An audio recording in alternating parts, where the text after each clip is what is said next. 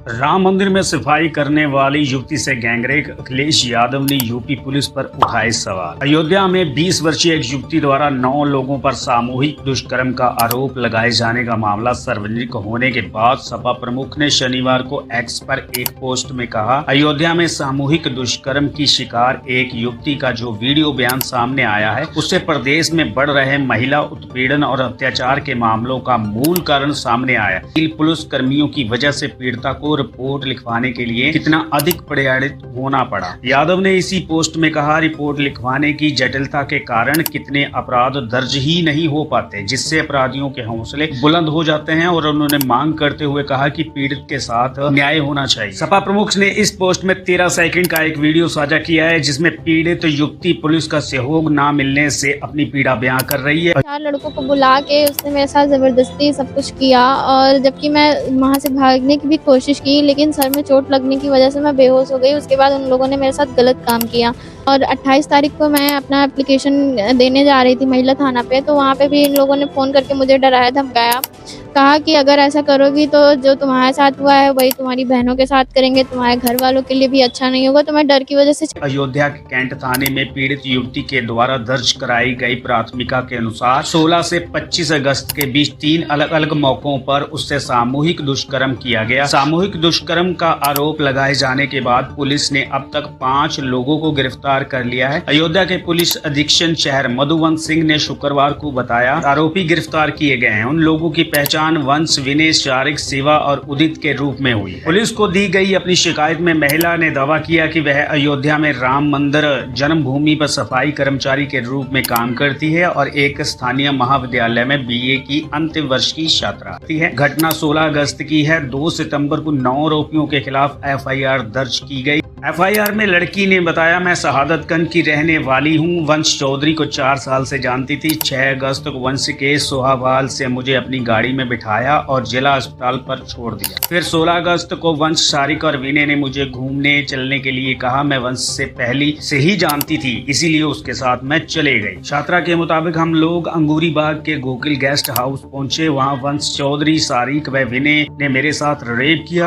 विरोध करने पर उन्होंने मुझे धमकाया, कहा अगर किसी को बताया तो जान से मार देंगे। मैं डर गई। घर पहुंची तो वंश का फोन आता है दोबारा। उसने धमकाते हुए मिलने के लिए बुलाया। मैं डर के मारे वहां फिर चलेगी। वह लोग गैराज बनवारीपुर लेकर गए। वहां मेरे साथ वंश ने रेप किया। विनय और शिवा ने मेरे साथ छेड़खानी तक की, छात्रा के मुताबिक। उसके बाद वंश चौधरी और शिवा मुझे घर ले गए। विनय के साथ मुझे छोड़ दिया गया। विनय ने मुझे बंधक बना लिया। 18 अगस्त मुझे को देवकाली बाईपास पर छोड़ दिया गया। मैं डरी थी। 2-3 दिन बाद सफाई के काम पर लौट आई। इसके बाद इन लोगों ने मुझे बंधक फिर बना लिया। 3 दिनों 22, 23 और 24 तक मुझे बंधक बनाकर रखा। इसी दौरान आरोपियों ने मेरे साथ दरिंदगी की। 25 अगस्त की सुबह 4 बजे उदित, वंश चौधरी और विनय मुझे कार से राम जन्मभूमि पर ले जाने लगे। आरोपियों ने रास्ते में मेरे साथ छेड़खानी की।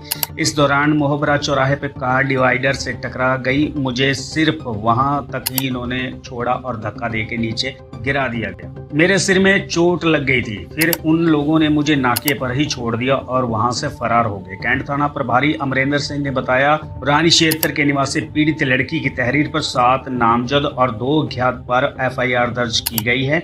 वंश, शारिक और 4 अन्य आरोपी गिरफ्तार किए गए हैं। 7वें आरोपी विनय ने आज कोर्ट में सरेंडर की एप्लीकेशन दी है। 2 वाहनों की पहचान कराई जा रही है। मुख्य आरोपी वंश चौधरी शहादतगंज का रहने वाला है। उसकी भी बहुत जल्दी ही गिरफ्तारी हम कर लेंगे। उत्तर प्रदेश के अंदर और पूरे इंडिया के अंदर बेटी कहाँ सेफ है, ये तो बता दे कोई कि बेटी कहाँ सेफ है। बेटियां कोख में ही ना मरी जाएं, वो जन्म ले, इसके लिए हमने बेटी बचाओ बेटी पढ़ाओ अभियान के माध्यम से समाज की चेतना को जगाने का प्रयास किया। बेटियां जो है सुरक्षित नहीं है। निर्भया कांड जब हुआ था दिल्ली के अंदर, उसके आरोपियों को फांसी की सजा दी जाती है। आंध्रा के अंदर 4 लोगों ने डॉक्टर के साथ रेप किया और उनका एनकाउंटर कर दिया जाता है और दूसरे जो आरोपी थे उनको फांसी की सजा दी जाती है। अब मैं ये पूछना चाहता हूँ कि जो वाराणसी में जेएनयू की छात्रा के साथ बीजेपी के 3 कार्यकर्ताओं ने रेप किया उनको सरकार ने कैसे छोड़ दिया, और छोड़ने के बाद में घर में जाकर लड्डू बांटते हैं कि जैसे बहुत बड़ा ओलंपिक जीत कर आया हो। किसके इशारे पे छुटाओ के मुख्यमंत्री ने साइन किए होंगे तभी तो छूटे। परसों तरसों वीडियो भी देखी होगी कि एक बीजेपी का नेता पुलिस थाने के अंदर बैठकर एक इंस्पेक्टर को कहता है कि मैं तुम्हारी वर्दी उतरवा दूंगा, फाड़ के वर्दी मतलब फेंक दी। तो गलती किसकी है? सबसे पहले बीजेपी नेता की, और दूसरी गलती इंस्पेक्टर साहब की जिन्होंने उनको वर्दी फाड़नी नहीं चाहिए थी। तो ये सारे कृत्य जो करते हैं यही, एक बीजेपी नेता है ड्यूटी ऑन ड्यूटी पुलिस वाले की वर्दी पकड़कर उसे खींच के लेके जा रहा है। तो हमारे देश के अंदर ये सही चले? अंधभक्तों को थोड़ा बहुत समझो, अंधभक्तों में मत रहो। आज अगर किसी की बेटी के साथ जबरदस्ती जब बलात्कार हो रहा तो कल को तुम्हारी बारी भी आएगी और तुम्हें छुड़वाने वाला कोई मिलेगा नहीं। यहाँ सब राजनीति की रोटियां सेक रहे हैं। ये राजनीति है तो फिर अच्छे आदमी को खड़ा करो और वो देश का भला होगा, नहीं तो इस देश का भला होने वाला नहीं है। यहाँ एक महीने के अंदर अंदर 8 रेप जो है ना उत्तर प्रदेश के अंदर हो चुके हैं। किस किस चीज का मैं नाम आपको गिनवाऊं, बताते हुए भी मुझे शर्म महसूस होती है कि एक राम मंदिर के बीच में, एक पवित्र स्थल के बीच में एक लड़की जो उसका बलात्कार हो जाता है। तो ऐसे आदमियों का इनकाउंटर या सीधी फांसी होनी चाहिए। और जो 3 सरकार ने बीजेपी के कार्यकर्ता छोड़े हैं वहां के, उनको भी फांसी होनी चाहिए, तभी ये इंसाफ मिलेगा, पक्षपात नहीं चलेगा। मैं बता रहा हूँ, ये वीडियो मैं इसलिए बना रहा हूँ, किसी के दिल को ठेस नहीं पहुंचाना चाहता, सिर्फ जागरूक करना चाहता हूँ कि आप जाग जाओ। मेरा किसी भी पार्टी से कोई लेना देना नहीं हो, मैं निर्दलीय हूँ। ठीक है जी, सत श्री अकाल। अंधभक्तों, ये वीडियो शेयर करना नहीं करनी है तो मत करना।